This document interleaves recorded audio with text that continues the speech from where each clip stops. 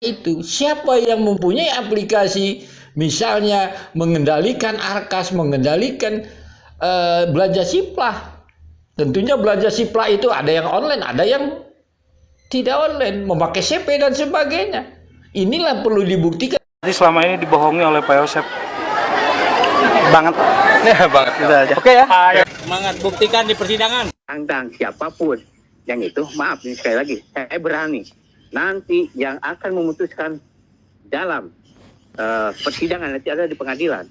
Baik, maaf sekali lagi ya, kepada polisi bisa berbohong, kepada jaksa bisa berbohong, tapi nanti di pengadilan tidak ada bisa berbohong. Sudah siap Pak Yosep? Siap Pak. Sudah siap. Siap lah. Mau Pak kita Semangat, buktikan di persidangan. Jadi proses berikutnya dari keluarga sendiri bagaimana nih kalau terhadap kasus ini Kak? Kalau dari keluarga itu mau tidak mau kan nanti keluarga akan jadikan saksi ya, baik itu dari anaknya ataupun dari kakak-kakak korban, itu pasti jadi sebuah saksi. Semangat, buktikan di persidangan. Salam analisa, salam kehidupan, salam sehat, sahabat-sahabat AK, tolong disimak sampai habis biar tidak gagal paham. Itu adalah nanti kompilasi daripada potongan-potongan video suara Yosep, baik di Koin 1000 maupun di tempat lain, sahabat-sahabat AK. Agar apa? Agar kita memahami. Jadi ada gambaran lah ucapan Yosep tersebut, sahabat-sahabat AK. Di sini sahabat-sahabat AK ada dua konteks tentang Yoris dan Danu.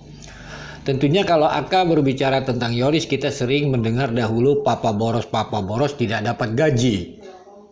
Kita memahami seperti itu, makanya AK membilang tentang yayasan dan sekolah yayasan harus dibedakan. Jadi intinya Yosep pastilah tidak dapat gaji karena dia adalah pembina, sahabat-sahabat AK.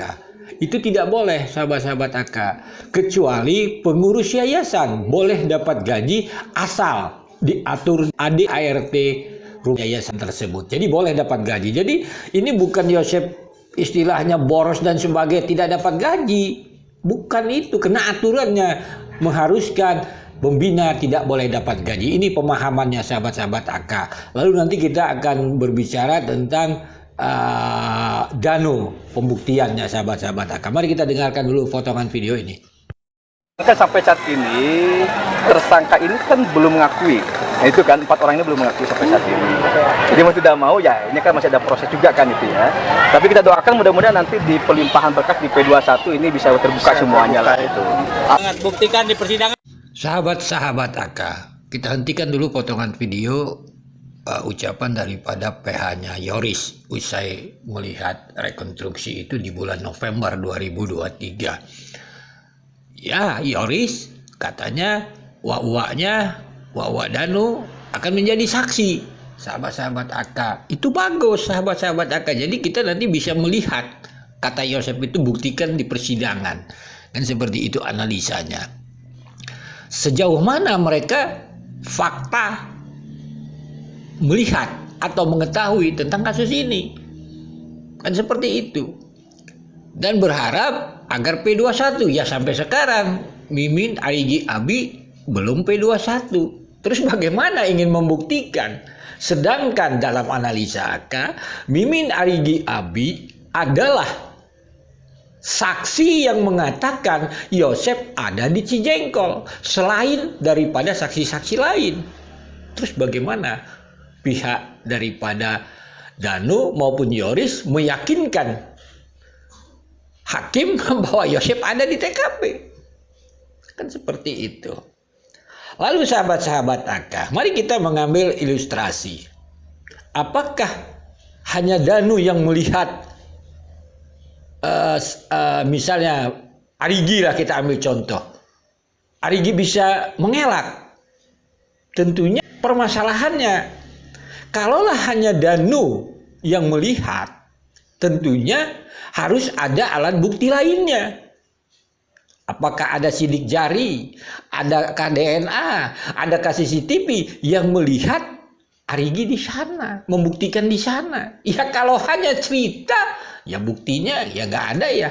Sampai sekarang kan itu sangat mudah dibantah karena Arigi punya saksi 2 yang mengatakan dia ada di konter HP.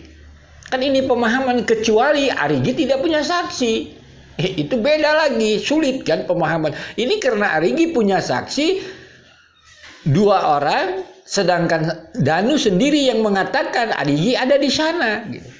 Tanpa ada alat pendukung lain, misalnya CCTV, DNA Arigi, ataupun sidik jari, sahabat-sahabat AK.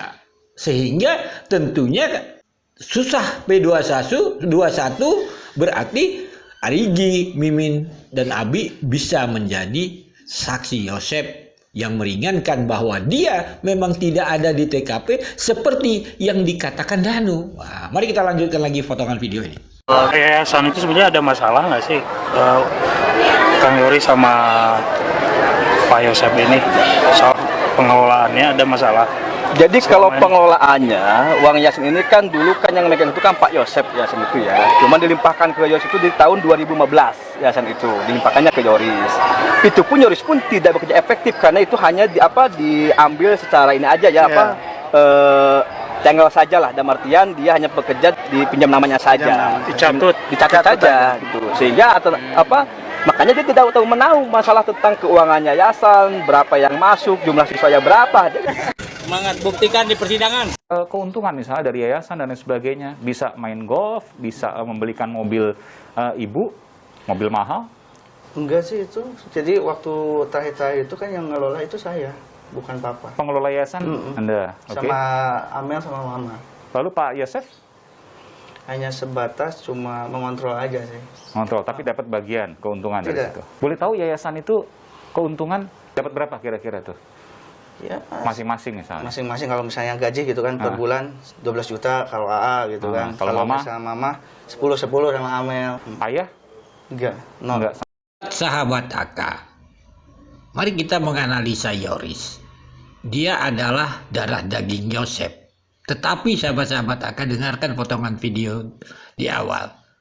Apakah Pak Yosep selama hari ini membohongi Yoris garis besarnya? Jawaban Yoris banget. Berarti apa? Papanya membohongi dia. Kan seperti, apakah saksi seperti ini akan membuat kasus ini terang benderang, keadilan almarhumah Ibu Tuti dan Amel akan terwujud? Ini tanda tanyanya saksi seperti ini. Mari kita analisa. Di mana Yosep membohonginya? Di mana Yosep mencatutnya? Ini kita harus analisa. Karena mereka tidak nyangka kasus ini masuk ke ranah sekolah, sahabat-sahabat AK. Karena sekolah selama hari inilah ditutup-tutupi. Contoh papa boros, tidak dapat gaji. Itu bukan karena boros, bukan karena apa-apa. Karena papanya adalah pembina. Memang aturannya seperti itu. Tetapi yang tidak paham mungkin mengikuti cerita papa boros. Bagi AK cukup tersenyum dari awal. Ini nanti pembuktiannya sahabat-sahabat AK. Di pengadilan itu. Di mana papanya mengatakan kalaulah dibohongi banget. Sedangkan saudara Yoris sendiri mengatakan di Aiman itu tahun 2021 dia dapat gaji 12 juta. Terus dia pengurusnya, papanya hanya mengawas. Terus di mana papanya berbohong, di mana papanya mencatut?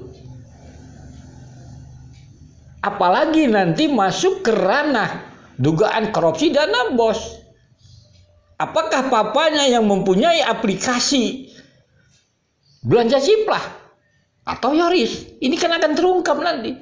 Di mana dicatutnya, di mana papanya yang ini kan pertarungan antara Yoris dengan papanya. Kalau dia masuk ke ranah sekolah itu, siapa yang mempunyai aplikasi, misalnya mengendalikan Arkas, mengendalikan belanja Siplah. Tentunya belanja Siplah itu ada yang online, ada yang tidak online, memakai CP dan sebagainya. Inilah perlu dibuktikan di pengadilan. Agar apa, sahabat-sahabat AK? Keadilan almarhumah Ibu Tuti dan Amel terwujud. Biarkan saja anak dan bapak nanti membuktikannya. Bagi AK senang gitu. Karena saksi seperti ini bagi AK, karena kita melihat ya tentang yayasan sekolah ini, ucapan Yoris dapat gaji 12 juta. Terus dia bilang papanya bukan pengurusnya. Tapi tahun 2023 dia bilang dibohongi, malah dicatut. Ini kan sudah berubah kembali, sahabat-sahabat apa? Bagaimana kasus ini mau terang benderang? Ya tidak, karena substansinya bagi analisa AK, kalaulah tidak di akar masalahnya di uang dana bos atau sekolah, memang kasus ini akan mutar-mutar. Mari kita lihat nanti uang 30 juta itu sebenarnya uang apa. Salam sehat, salam kehidupan. Mohon maaf bila ada kata-kata yang salah.